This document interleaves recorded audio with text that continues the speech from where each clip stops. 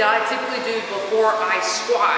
So before heavy squats or before any kind of lower body training, you want to make sure you're primed and ready to go. That doesn't necessarily just mean stretching or going through movements. That means going through ranges of motion, body weight, and with a little bit of resistance to make sure you're able to mechanically handle the load that you're about to place on it.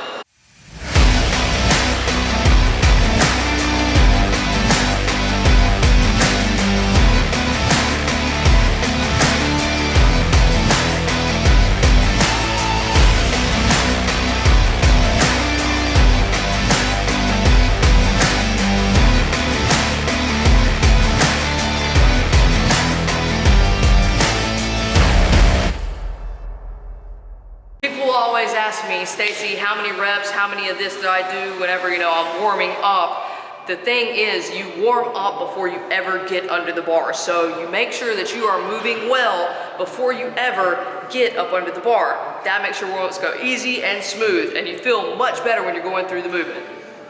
So I'm gonna give you guys 3 exercises, that's right, 1, 2, and 3 exercises to help you warm up before your heavy lower body days.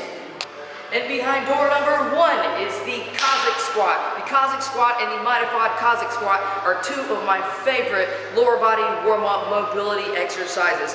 With this exercise, the number 1 most important thing is going through the range of motion at a speed where you can actually and intentionally feel your body loosening up. Feel your body, feel everything firing, feel your body priming for the movement which you are about to engage in. Is the single leg RDL. The single leg RDL, which I like to do cross body to engage the hips and rotational field. Those are good for loosening up the hamstrings. Loosening up the hamstrings because if you've been sitting or working at a desk job all day, you've been shortening your hamstrings without you even knowing. So get good and loosened up. Single leg RDL, you'll work on your balance and your stability. So you're using a little bit of core strength along with your stretching and mobilization.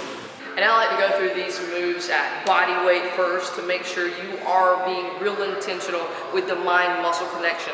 Think about your root to the floor. Think about your core stability. Think about all the little things that are going to go into you getting up underneath the bar and doing a max heavy squat. So think about that. But you've advanced from the body weight form of this exercise, you can also add weight. You can add weight or resistance in the Cossack Squat and in the single leg RDL. And for the grand finale of warm-up exercises and drills, the single leg glute bridge. The single leg glute bridge is one of the most terrifying exercises known to mankind, especially to mankind, because it puts you in a vulnerable position, but to be your strongest. You need to activate your glutes, especially if you're gonna go for a max heavy squat, you need your glutes to be firing. I repeat, you need your glutes to be firing.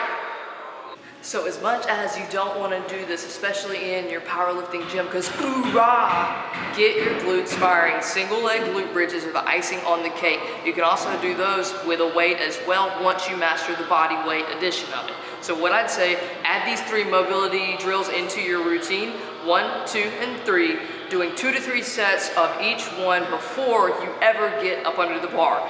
Then practice the movement pattern going through air squats just to really feel the range of motion, feel the pattern, and think about that connectivity, you pressing through the floor. Think about being intentional, grabbing the ground, and then get the money.